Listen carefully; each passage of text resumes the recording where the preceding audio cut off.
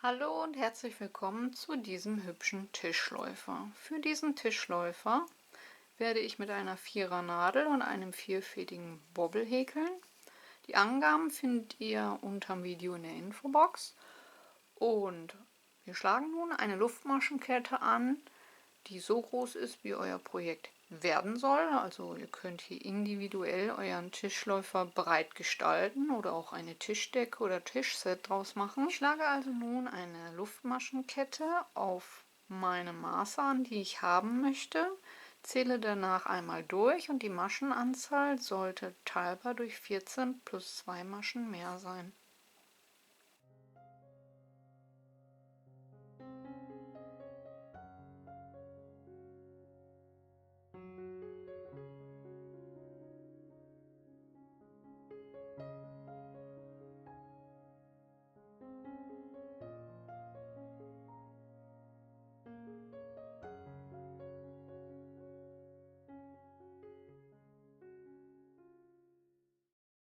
Nachdem ich eine Kette angeschlagen habe, durchgezählt, teilbar durch 14 plus 2 Maschen mehr, kommen wir nun zur ersten Reihe.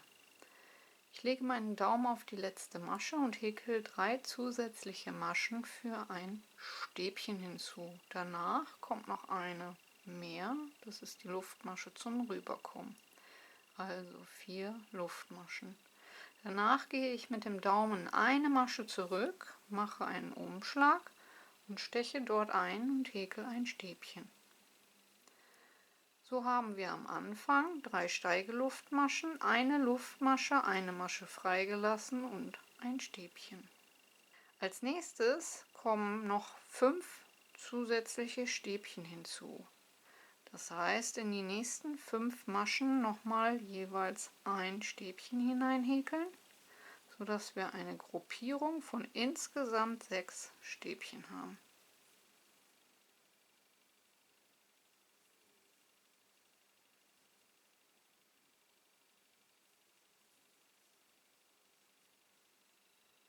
So sollte es aussehen. Dann 2 Luftmaschen, einen Umschlag, eine Masche freilassen und 6 Stäbchen in die nächsten 6 Maschen häkeln.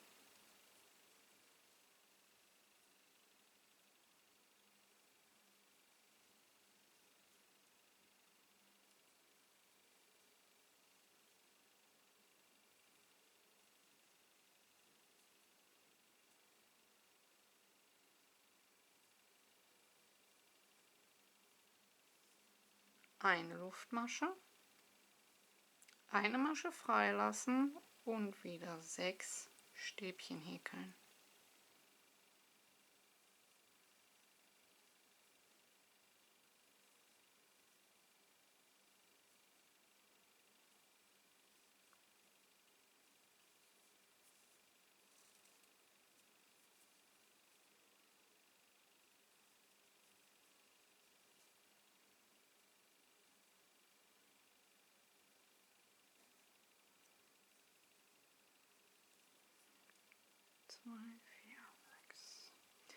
Danach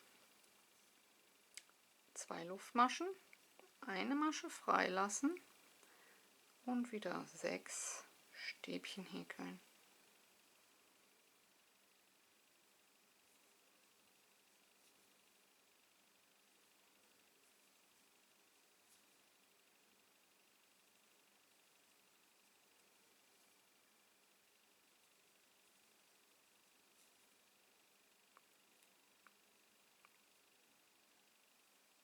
Und am Ende eurer Reihe, so wie am Anfang, eine Luftmasche, eine Masche freilassen und in die letzte Masche ein Stäbchen häkeln,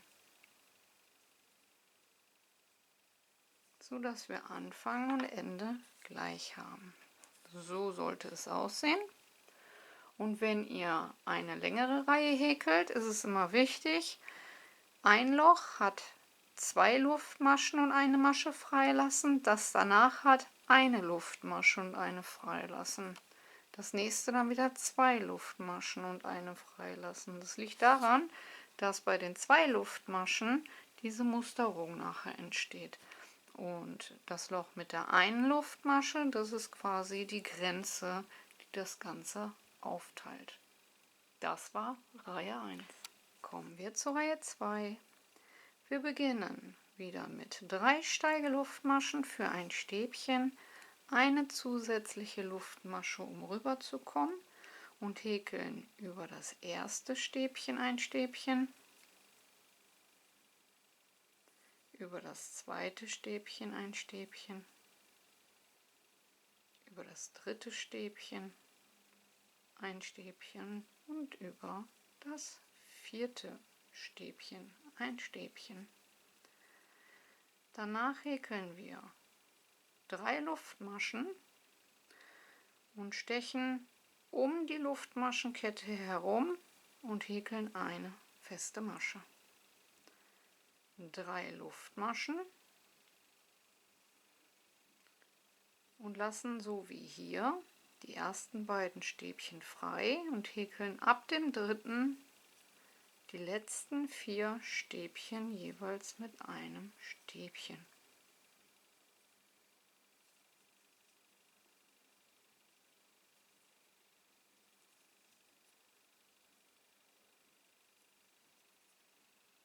So sollte es aussehen. Dann eine Luftmasche und in das nächste Stäbchen rüber und auch dort wieder 4 Stäbchen häkeln, sodass am Ende noch 2 Stäbchen übrig bleiben.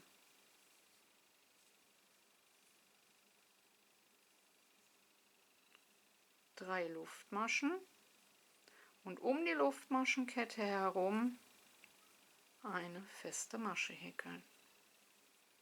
3 Luftmaschen, Umschlag, die ersten beiden Stäbchen freilassen und ab dem dritten die letzten 4 Stäbchen mit jeweils einem Stäbchen behäkeln.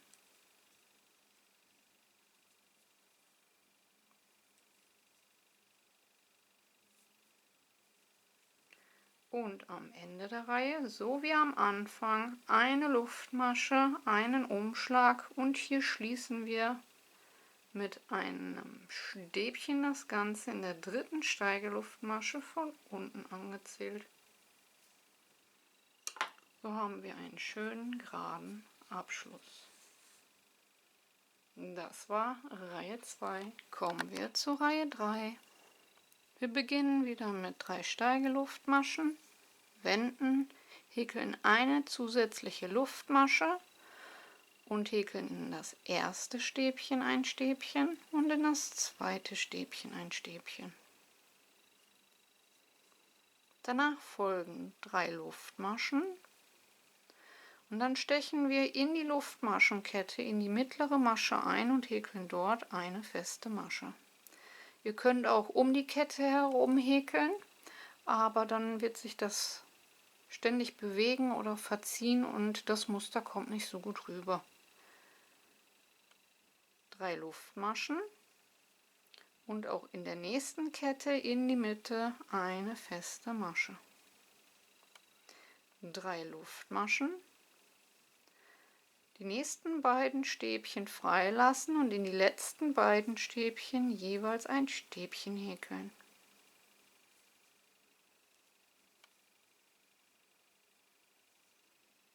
Dann sollte das so aussehen. Es folgt wieder eine Luftmasche, rüber zum nächsten Motiv, die ersten beiden Stäbchen mit jeweils einem Stäbchen behäkeln, 3 Luftmaschen und in die Mitte der Kette, in die mittlere Masche, einstechen und eine feste Masche häkeln. 3 Luftmaschen, rüber in die nächste Kette, in die Mitte eine feste Masche häkeln. 3 Luftmaschen, die ersten beiden Stäbchen freilassen und in die letzten beiden Stäbchen jeweils ein Stäbchen häkeln.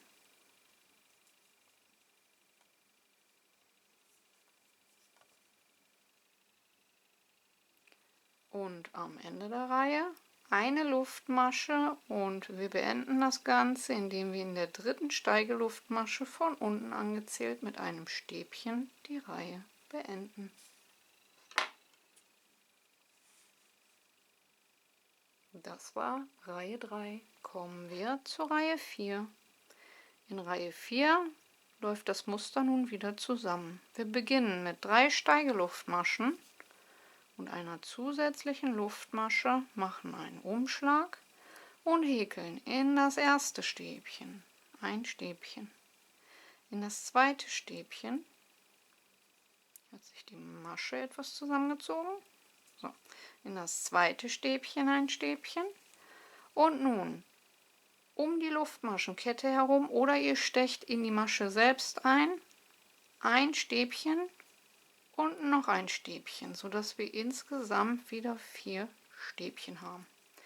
Ich steche hier in die Masche direkt ein, damit das sich nicht hin und her schiebt. Ihr könnt aber auch hier, wie gesagt, um die Kette herum häkeln. Nur dann kann es sein, dass das Muster sich sehr stark verziehen wird. Danach 3 Luftmaschen.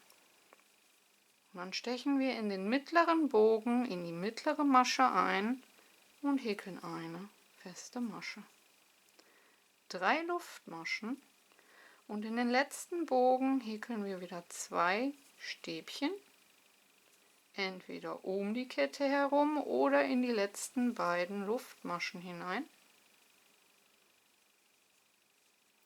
Und in die beiden Stäbchen, die dann kommen, jeweils ein Stäbchen, sodass wir eine Gruppierung optisch von 4 Stäbchen haben.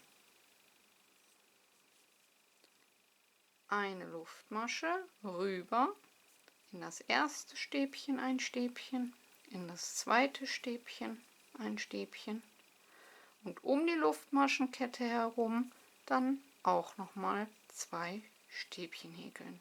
Entweder um die Kette herum oder in die ersten beiden Luftmaschen.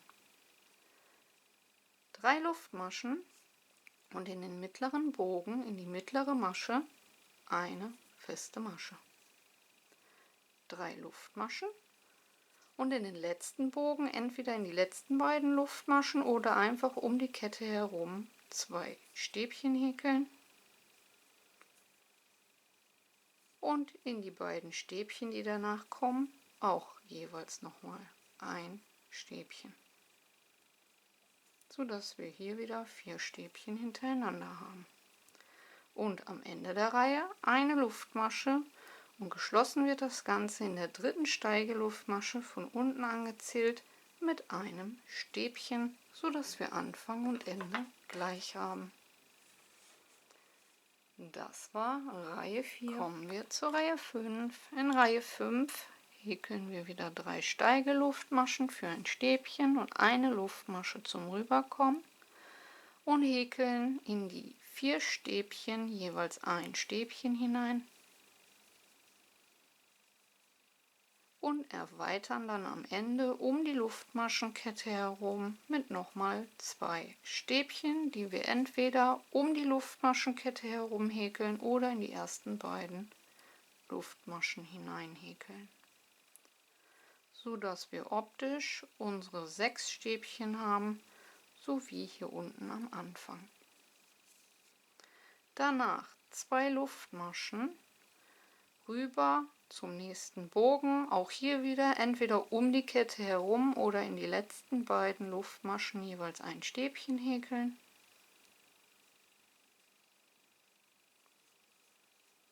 Und danach über die 4 Stäbchen jeweils ein Stäbchen, so dass wir auch hier wieder insgesamt 6 Stäbchen haben.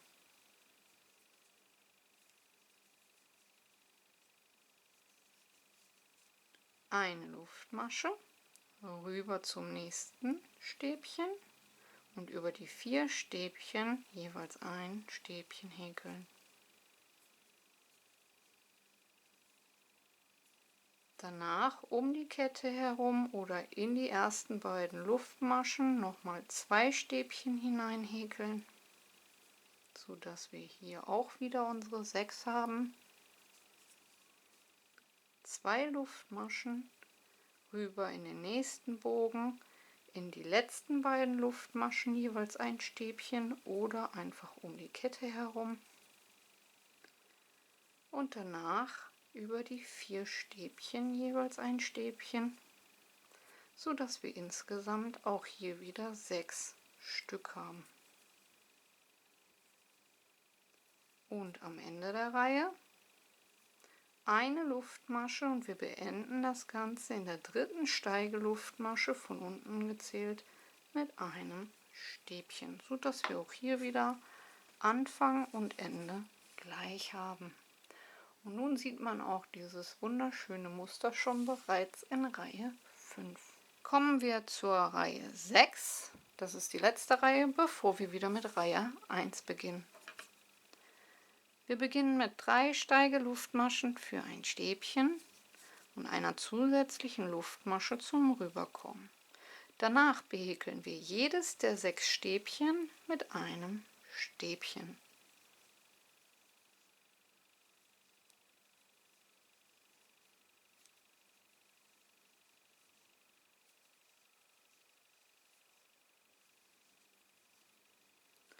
Und um die Luftmaschenkette herum mit den 2 Luftmaschen kommt auch ein Stäbchen, einfach um die Kette herum.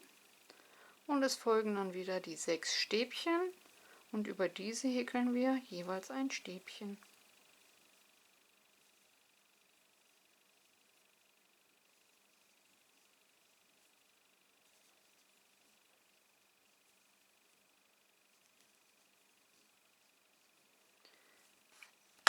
Nun gehen wir rüber zur nächsten Musterung. Diese Lochreihe bleibt bestehen, also wird hier eine Luftmasche gehäkelt und dann gehen wir rüber und häkeln über die 6 Stäbchen wieder jeweils ein Stäbchen.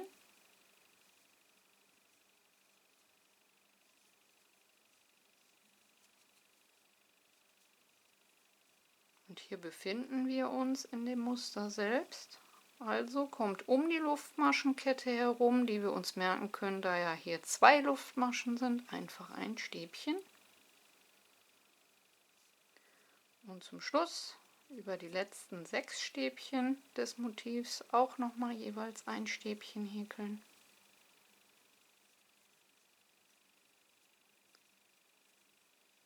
Und danach kommt dann wieder das Loch mit der einen Luftmasche, dort kommt dann wieder eine Luftmasche. Und ich befinde mich hier am Ende meiner Reihe, also mache ich eine Luftmasche, einen Umschlag und schließe das Ganze in der 3. Steigeluftmasche von unten angezählt mit einem Stäbchen, so dass ich Anfang und Ende gleich habe.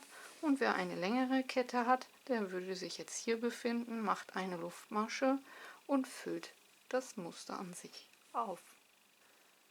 So, und das war das eigentliche Muster. Ab hier wiederholt sich jetzt immer Reihe 1 bis 6. Danach wieder Reihe 1 bis 6. So könnt ihr den Tischläufer so lang gestalten, wie ihr diesen für euer Tisch, Highboard, Lowboard, Sideboard oder sogar für die Fensterbank gebrauchen könnt. Ich hoffe, euch hat die Anleitung gefallen und ihr seid gut mitgekommen. Vergesst nicht eure Bewertung, wie immer ganz, ganz wichtig. Kanal abonnieren ist kostenlos, Glöckchen drücken und kein Video mehr verpassen. Über eine Kanalmitgliedschaft würde ich mich ab 99 Cent auch sehr, sehr freuen. Und ansonsten hoffe ich, hören wir uns zum nächsten Mal. Bis dahin, lasst die Nadeln glühen und ciao.